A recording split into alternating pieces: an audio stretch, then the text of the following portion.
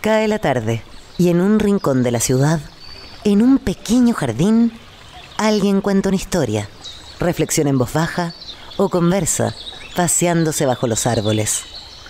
Es hora de volver a casa, bajar la velocidad y darle tiempo al tiempo. Christian Warnken nos abre la verja de su jardín para que respiremos aire puro y oxigenemos el espíritu. En Pauta, aquí comienza Desde el Jardín. Una presentación de Grupo Educar, construyendo el futuro de la educación técnico-profesional en Chile. Lo esencial de toda exploración será volver al propio jardín y ver las cosas por primera vez, decía el poeta T.S. Eliot. Muy buenas tardes, queridas y queridos radiovidentes. Hoy día es lunes 30 de junio, estoy caminando por mi jardín, pisando las hojas del otoño que han quedado como resabio del otoño, pero ya es invierno. Hace mucho frío en este jardín de invierno, como diría Pablo Neruda, al sur del mundo. Ayer fueron las primarias del oficialismo y el triunfo de Janet Jarra ha provocado, no sé si un terremoto político, pero ha provocado un estupor, por lo menos en el sector de la llamada centroizquierda o del socialismo democrático, pero también en la derecha. Y esto requiere un análisis un poquito más profundo para entender en dónde estamos. A veces nos cuesta entender las corrientes subterráneas que van movilizando el país. ¿Cómo es posible que una candidata de un partido, como decía por ahí un comentarista, casi único en el mundo, haya ganado de una manera tan resonante una primaria electoral? ¿Y qué es lo que viene ahora? ¿Cuál es el escenario que se abre ahora? Vamos a terminar en una disputa entre, por así decirlo, los dos extremos, aunque ya José Antonio Kast ya no es tan extremo porque tiene a alguien más a la derecha de sí misma.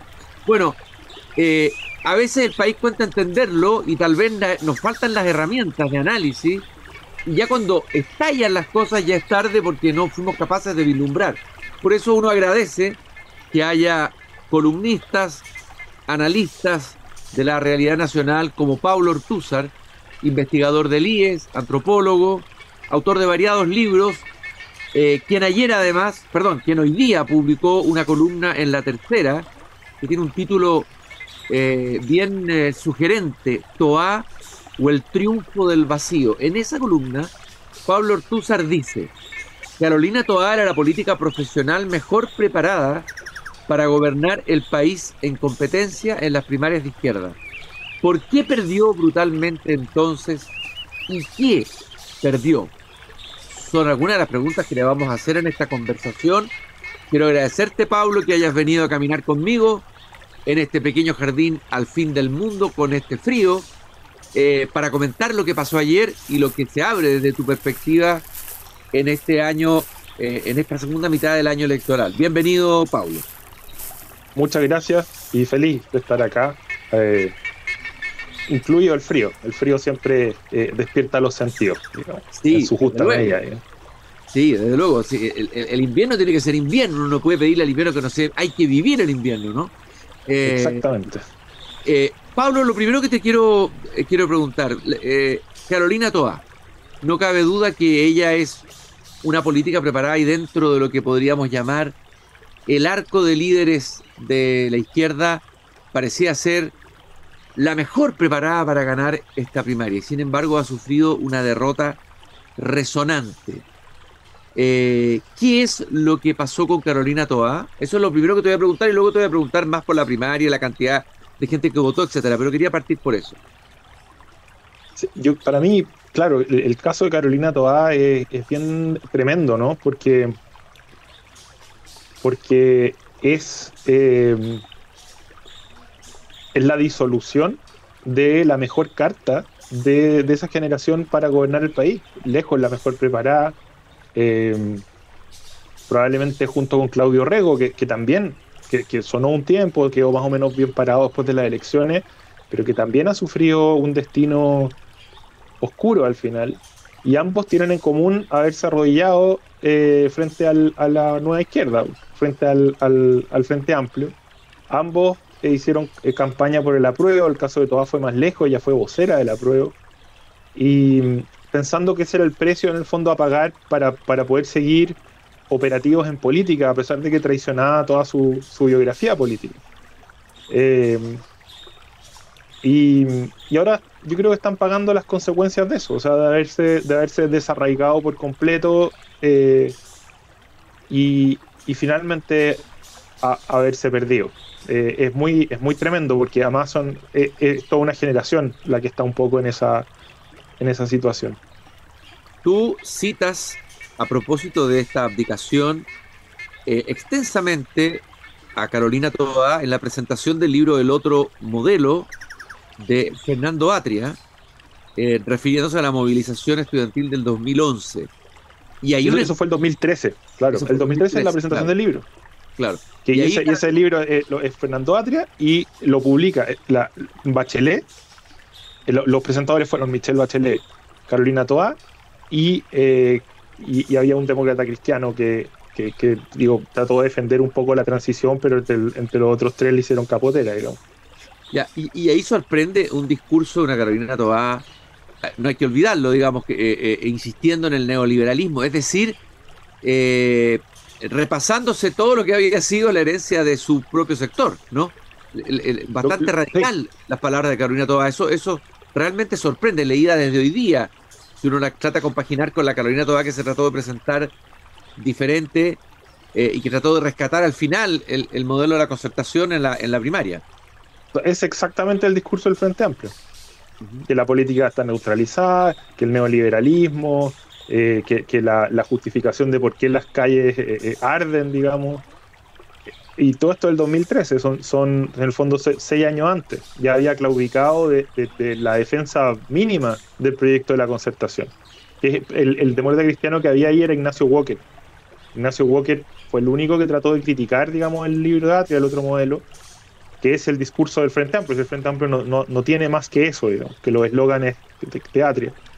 Y ahí ya se vio en ese contexto que Bachelet iba a gobernar, que la nueva mayoría excluía a la democracia cristiana y excluía también el proyecto de lo que había sido la concertación.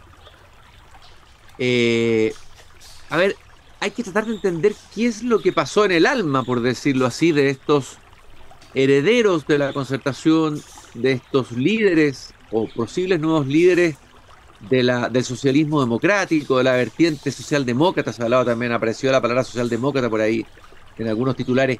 ¿Qué es lo que pasó, crees tú, para poder vislumbrar algo en las profundidades del alma y del psiquismo de los líderes de esa centroizquierda? Hay algo como de los demonios de Dostoyevsky, que vi que lo estabas releyendo por ahí. Sí, lo releo siempre, ¿eh? Sí, siempre releo. Que esa frivolidad, ¿cierto? Este personaje que afrancesado, medio ridículo, que termina criando hijos nihilistas, y después los hijos nihilistas incendian el país y él no sabe qué hacer. Ahora, incluso ese, que ya no me acuerdo el nombre, Stepanovich o algo Stepanovich, así. Sí. Incluso él tiene la dignidad, por lo menos, de irse a la llama junto con Rusia. Pero acá es extraño. Los jóvenes del Frente Amplio son hijos no de Lagos, son nietos de Lagos, son hijos de Lagos Weber, por decirlo así. Son hijos de Toá, en el fondo. No, algunos son biológicamente nietos de Lagos, o sea, no, de Lagos no, pero en el fondo son biológicamente nietos de la concertación, y otros son, digamos, políticamente. Pero ahí hay algo en ese tránsito, justamente estos padres débiles de carácter, poco convencidos de ellos mismos, que no fueron capaces, ¿cierto?, de plantarse con un proyecto propio frente a la generación de la transición, a los héroes de la transición. Crearon una especie de monstruo y después terminaron al servicio de ellos. Y esa es una cosa psicológicamente muy complicada. Yo entiendo que hubo un oportunismo en algún minuto, que Toá, Elizalde y todos ellos pensaron que podían usar a estos cabros chicos para despachar a los viejos sin pagar los costos y sin arriesgarse mucho. Pero como digo en la columna, al final los jóvenes se subieron por el chorro y se tomaron el poder ellos. Y a esta gente, a la generación de la transición, los relegaron al tercer círculo, que fue literalmente así. Ese era el proyecto que delineó Jackson. Socialismo democrático era una especie de arroz graneado en la coalición de gobierno. Ahora, esos muchachos, esos demonios terminaron bastante desinflados también ahora en esta primaria, es decir, a la luz del resultado, el que sale fortalecido, no digo inesperadamente, ya se veía, pero yo creo que Carolina Tobar en sus peores pesadillas pensó que iba a sufrir este resultado que sufrieron ayer.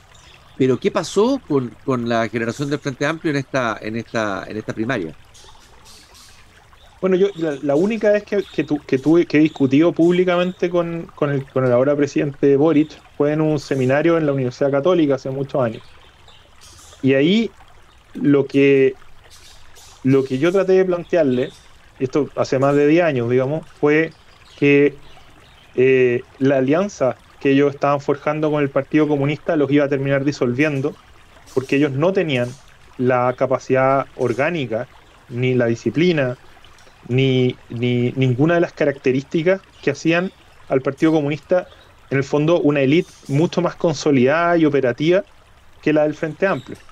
Y lo que yo les decía es que en la política esas alianzas son en el fondo, cuando solo existen las alianzas entre fuerzas que son equivalentes. Cuando las fuerzas no son equivalentes, la gravedad de una de ellas la atrae a la otra y finalmente la destruye, la absorbe y la destruye. La ley de la física, es una ley de la física, claro. Exactamente. O sea, si uno hace alianza, porque claro, pues si yo tengo un local de completos y hago una alianza con Kentucky Fried Chicken o con algo de ese o con McDonald's, no, sí, digamos que no va a ser en términos iguales, va a desaparecer mi cuestión, ¿no? Y yo creo que por ahí fue lo que le pasó al Frente Amplio. Ellos terminaron trabajando, que esto ha pasado siempre en la historia política, en la historia política grande. Generalmente los grupos ultra, más o menos inorgánicos, más o menos vanidosos, anarquistas, burgueses, etcétera, terminan siendo,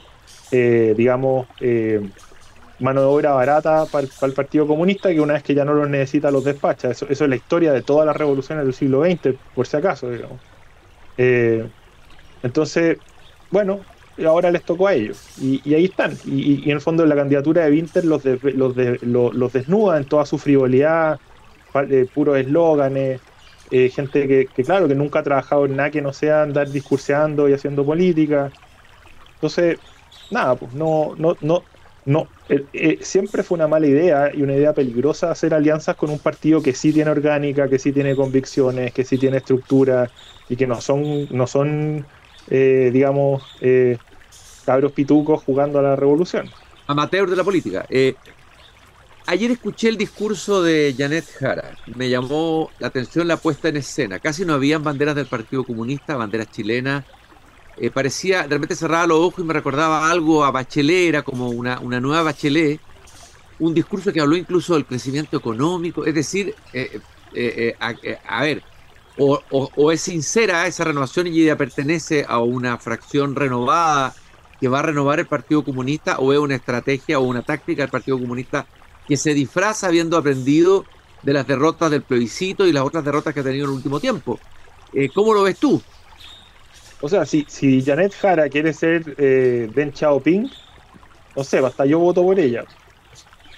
Pero no, la historia del Partido Comunista chileno no es esa. No es esa, la gente que tiene detrás no da para eso.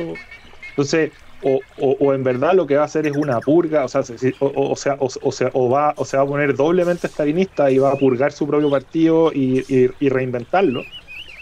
O si no, lo que tiene detrás son gente más o menos demente, delirante y chalano, y peligrosa, que le gustan las dictaduras bananeras, que le gustan Nicaragua, y les gusta Venezuela, andan defendiendo a Irán, un régimen teocrático en los ayatolás, gente totalmente perdida. O sea, Lautaro Carmona, Daniel Jadwe, Juan Andrés Lago, ese es el Partido Comunista chileno.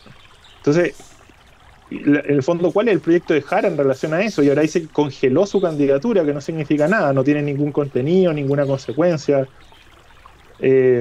Entonces, claro, nadie sabe, porque Jara no hay no hay cómo saberlo. Si es que Jara efectivamente encarna un proyecto que es distinto al de su partido. Uno, uno podría pensar que sí, porque claramente Carmona no manifiesta mucho cariño por ella, digamos. Eh, pero tampoco es claro cuál es el camino. Entonces, o sea, si Jara llega a las elecciones tipo con una propuesta a la Deng Xiaoping, bueno, quizás podríamos, digamos, comenzar a hablar y quizás sería una alternativa, una especie de capitalismo autoritario redistributivo, pero no es claro que vaya para allá. Por lo menos su partido sigue en autoritarismos bananeros y empobrecedores, ¿no? Oye, el escenario electoral se reconfigura completamente a partir del resultado de la primaria. Me imagino que esto para la derecha es un tremendo desafío, sino un shock. Una candidata que, según la encuesta Cadem, la última que se divulgó finalmente un poco antes de la primaria, muestra ya a Janet Jara en segundo lugar, desplazando a una Evelyn Matei que parece que se desfonda. Y ahí empieza el terrorífico escenario para quienes somos un poco más moderados de ver que nos encaminamos una elección entre dos bandas, entre José Antonio Kast y Janet Jara. ¿Cómo ves este escenario que viene? ¿Y qué ha pasado con la derecha? Tú escribiste una columna, o una entrevista que te hicieron, parece, en que dices que no hay nada más que le guste a la derecha que pelear con la derecha, ¿no? Bueno, aquí estamos en un escenario, yo diría complicado, ¿ah? ¿O cómo lo ves tú? Sí, a pesar de que este resultado en algún sentido le abre una puerta a Matei. Matei ha estado en el refrigerador como un año ya, porque en el fondo su candidatura empezó demasiado luego y ha ido de indefinición a indefinición, muchas torpezas, digamos. Pero ahora que se configura ya un escenario más claro hacia la presidencial, se le abre una oportunidad, porque en el fondo Jara la campaña va a ser anticomunismo con eslóganes anti-extrema derecha, que es lo que venían calentando motores hace rato. Uno ve que el mundo académico controlado por la izquierda había levantado ya este tema de la extrema derecha, el crecimiento de la extrema derecha hace mucho rato ya. Entonces ese va a ser básicamente los discursos entre Kast y Jara, va a ser evitar el comunismo y evitar a la extrema derecha. Y el espacio entre medio de esos dos discursos, en el fondo, si es que en vez de esto habría sido mucho más fácil para la izquierda si es que la candidata era Toá. Toá lograba desplazar por completo a Matei, yo creo. El caso de Jara no es tan claro, entonces Matei tiene un espacio político todavía. Por ejemplo, si Matei ofrece una agenda social potente y una visión de reformas y de seguridades que no sean solamente policiales, puede abrirse un camino, digamos, que habría sido mucho más difícil con Toá de candidato. Con Jara es más fácil. Pablo, pero lo que se dice, o escuchaba ayer un analista electoral decir que cuando un candidato cae y pierde tanto puntaje, llega a un pic y bajes, porque es un desplome, o sea, hay que decirlo, de haber estado en la primera posición y bajar a 10 puntos, una bajada de 9, 10 o 12 puntos, no sé cuántos puntos ha perdido Matei en el último tiempo, que es muy difícil que cuando un candidato vive esa curva vuelva a remontar. No es fácil el camino que tiene por delante Matei. Algo pasó ahí que sí, se produjo la decepción de quienes lo siguen. O sea, no sé si será tan fácil recuperar ese electorado que además se desplaza hacia otros lados, hacia Parisi, que emerge inesperadamente y se levanta y tiene la misma cantidad de votaciones. Entonces, a ver, ¿qué va a pasar ahí? ¿Qué es lo que tiene que hacer la centroderecha? Yo creo que la centroderecha está en una situación complicada, Pablo. Evidentemente es una situación complicada. Lo que yo digo es que se abre un espacio que se puede usar, si es que tienen la habilidad de usarlo. Ahora, si es que en verdad lo que hemos visto es en el fondo, si esta incapacidad para construir discurso y para plantearse en el espacio público, en verdad es todo lo que tiene que ofrecer la centroderecha, Parisi les va a terminar desplazando a ellos, digamos. Ese es el problema. Pero mi punto era otro. Mi punto es que con Jara como abanderada de la izquierda, la oportunidad que se abre, el espacio que queda disponible para que Matei, digamos, pudiera, si es que tiene la capacidad, reinventar su campaña y crecer, es mucho mayor que si hubiera ganado Toa. Y bueno, hay candidatos que han repuntado. Por ejemplo, Kast había caído y seguía cayendo en un minuto. Johannes Kaiser se había encumbrado notoriamente y Kast venía cometiendo muchos errores comunicacionales. Y al final corrigió su estrategia bastante bien y ahora y no ha parado de crecer, digamos. Y ya Kaiser está olvidado, digamos, cuando un tiempo parecía estar mucho más sólido que el propio Kast. Oye, Paulo, hablando acá con Pablo Longueira, aquí en el jardín el otro día, a partir de una carta que él envió al Mercurio, una columna, que él afirmaba que esta primera era decisiva porque aquí se decidía quién iba a tener la hegemonía de la izquierda. Ahora sabemos quién tiene la hegemonía de la izquierda. La tiene el Partido Comunista, y no es menor. Ahora, pero el factor clave ahí también era la participación. Claro. Ya. Porque uno puede, claro, hablar de hegemonía es muy potente. O sea, si estuviera votado el doble gente, podríamos decir que sí, que aquí hay una hegemonía clara. Claro, uno puede decirlo en términos orgánicos. O sea, el PC va a llevar la batuta de la coalición de izquierda. Pero así como y esa es una hegemonía orgánica, pero no es una hegemonía política, porque no votó tan poca gente que no es claro, digamos, que los electores se vayan a inclinar por esa opción. Ya, ok, o sea, porque el horizonte que se vislumbraba en el análisis de Longueira, imaginemos un gobierno de derecha, no sé, Kast o Matei, con una oposición, con esa... ¿Quién va a liderar esa oposición? Porque el socialismo democrático queda muy debilitado. ¿Qué es lo que tiene que hacer? Tiene que reinventarse. O sea, ¿qué va a hacer? O desaparecer. O se van al desierto digamos, a reinventarse y a renacer, a arriesgarse al frío un rato. A lo mejor una nueva renovación socialista necesitan. Claro. Por un análisis profundo de lo que ha sido esto, ¿no? La pregunta es si hay queda gente para eso.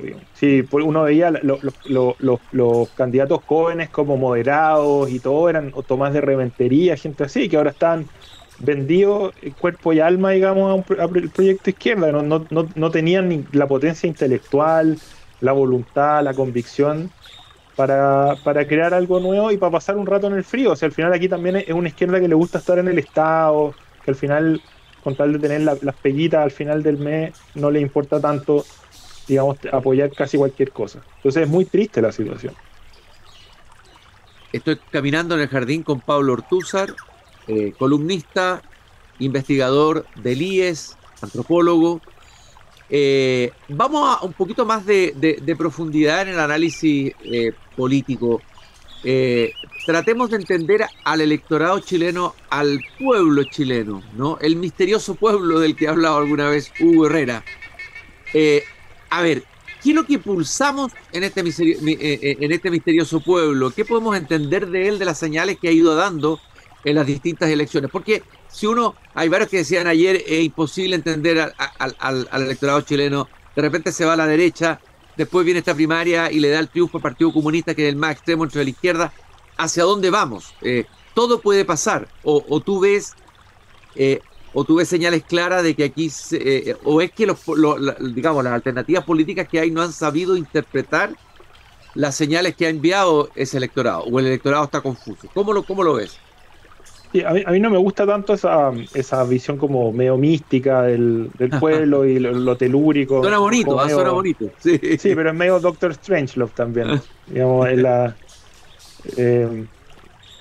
yo prefiero el racionalismo más empírico también. La sociología tiende a dar explicaciones de estas cosas, y yo creo que no es tan misterioso lo que ha ido pasando. O sea, al final aquí existe la necesidad de transformaciones importantes. Venimos de un ciclo de estancamiento, estamos en un ciclo de estancamiento, llevamos desde el 2010 prácticamente sin crecer, las expectativas se han ido destruyendo, los títulos profesionales, que eran la gran llave digamos, la gran puerta de entrada a un mundo supuesto de seguridades digamos, y estatus, se han devaluado brutalmente. Entonces nuestra modernidad se ha ido desarmando, ¿cierto? Ese yo creo que es el problema.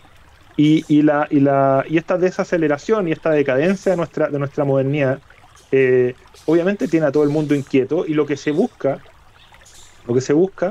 es recuperar ese ritmo de crecimiento del bienestar, de incrementación del bienestar intergeneracional, que fue lo que tuvimos a lo largo de casi 20 años. Y casi todos los problemas que tenemos, creo yo, están vinculados a ese hecho. Entonces, queremos volver a crecer, pero también queremos que los abusos, ¿cierto? Los abusos que se dieron durante el periodo anterior de crecimiento no se repitan. Queremos crecer, pero de una forma más equitativa, distribuyendo mejor las cosas, una modernización que incluya y que impulse no solamente o no primeramente a las élites y después que le deje el resto al resto del país, o sea, la sobra al resto del país, sino una modernización inclusiva. Esas son las demandas que más o menos están ahí, y el camino para ese objetivo no es claro. Obviamente que no es claro, porque ni la derecha ni la izquierda han logrado visualizar con claridad una estrategia para avanzar en ese sentido. Por ejemplo, a la izquierda le encanta el Estado, pero en el fondo lo usan para meter para clientelizar a sus votantes. Le encanta el Estado, pero tienen a los hijos en colegios privados, atienden en la salud privada. Lo que les gusta básicamente es la plata del Estado, digamos, y el poder que les entrega. Pero mejorar el Estado, convertir el Estado en algo que funcione, en algo que entregue servicios de buena calidad, que sea capaz, ¿cierto?, de atender en buena medida a las clases medias, es un desafío gigante. La izquierda ni siquiera conversa eso, pero la derecha tampoco. La derecha no tiene un proyecto de Estado. Encuentran que mejor que los privados se hagan cargo con algún tipo de regulación, qué sé yo, pero no hay seriedad al abordar estos asuntos. Oye, realmente no hay seriedad. Oye, Pablo, y tú ves, porque Kast hoy día está arriba y va hacia arriba, eso uno podría decir, es el que mayor tiene la posibilidad en este escenario de ahora de llegar a ser presidente de la República. ¿Cómo ves tú a Kast dirigiendo el país? ¿Crees que tiene un proyecto político, que tiene músculo político, que tiene visión política? ¿O con quién nos vamos a encontrar? Vamos a hacer un poquito de política ficción, con un Kast de presidente de la República. Vamos a jugar un poco. A mí lo que me preocupa de Kast es que sea como un pinochetismo sin Estado, porque yo creo que eso sería es un problema, porque básicamente hay la dictadura se ve de manera muy distinta si es que uno la evalúa desde el punto de vista de lo que fueron sus políticas concretas, donde en el fondo estamos frente a un régimen desarrollista parecido al de Deng Xiaoping, al de Lee Kuan Yew en Singapur, al de Park en Corea del Sur, a que si uno la toma por el discurso de los Chicago Boys, que era que Estado mínimo, qué sé yo. Pero la dictadura no fue una dictadura de Estado mínimo, eso es falso. De hecho, los militares jamás iban a aceptar eso, no les cae en la cabeza, digamos. Entonces, sí se encontraron en que era un Estado muy pobre. El Estado chileno en ese momento estaba quebrado, básicamente. De hecho, China nos salvó con un préstamo del año 81, creo.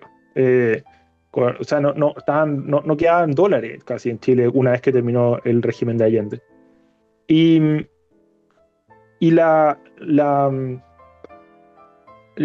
problema con Kast, creo yo, es que él tenga un discurso desarrollista, pero no tenga la visión de Estado suficiente como para rehabilitar un Estado capaz de llevar adelante esa capacidad desarrollista.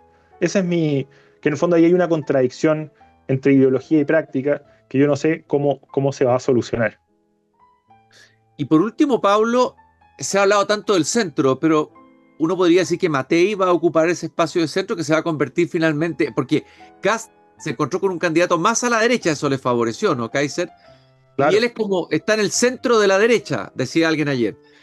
Y ahora Matei estaría en el centro, podría representar ese centro que no ha existido, que no ha logrado articularse, que desapareció, que fue antiguamente la Democracia Cristiana y antes el Partido Radical. Pero esta imposibilidad del centro de articularse como una alternativa política también es un drama de los últimos años, ¿no? Es que una derecha que tiene muy pocas convicciones políticas y que tiene poca reflexividad sociológica. Ellos quieren ser más de centro, pero piensan que el centro es como apoyar el matrimonio homosexual y no estar en contra de las 3 causales del aborto. Sí. Y eso es muy liviano y es muy de barrio alto, porque al final el centro en esto sería, uno, tener una visión económica más keynesiana y menos hayekiana, si uno quiere, tener una visión del Estado más orgánica, o sea, una valoración por el Estado mayor a la que tiene, digamos, la derecha más dura, y entender de manera más multidimensional la pobreza, la delincuencia y los distintos fenómenos que se quieren enfrentar. Pero justamente esa visión como más reflexiva, ¿cierto?, más integral, no caracteriza a nuestra centro-derecha. Entonces, nada, por eso yo no sé, el poncho está ahí, pero yo no sé si les cae, digamos. Esa es la pregunta. Pablo, yo te quiero agradecer esta caminata que hemos tenido peripatética, comentando la actualidad política a partir de los resultados de la primaria en el día de ayer. Pablo Ortúzar, en el Jardín. Un gusto haber conversado como siempre contigo, y vamos a ver cómo se sigue desarrollando el próximo capítulo de la novela Demonios de Dostoyevsky en versión chilensis. Muchas gracias, Pablo. Un gusto. Y nosotros, queridos radiovidentes, nos volvemos a encontrar mañana a las 7:30 acá. Recuerden, un nuevo horario del Jardín. De las 8 pasamos a las 7:30 para que le comenten a quienes escuchan o quieren escuchar el Jardín. Decirles que nos acompaña Grupo Educar, construyendo el futuro de la educación técnico profesional en Chile. Conoce más sobre nuestro trabajo en grupoeducar.cl. Y no olviden la frase de Voltaire al final del Cándido: hay que cultivar el propio jardín. Hasta mañana. Es hora de cerrar la verja de madera del jardín. Pero Cristian Warnken la volverá a abrir de lunes a jueves a las 19:30 horas en Radio Pauta, cuando comience de nuevo Desde el Jardín. Una presentación de Grupo Educar, construyendo el futuro de la educación técnico profesional en Chile.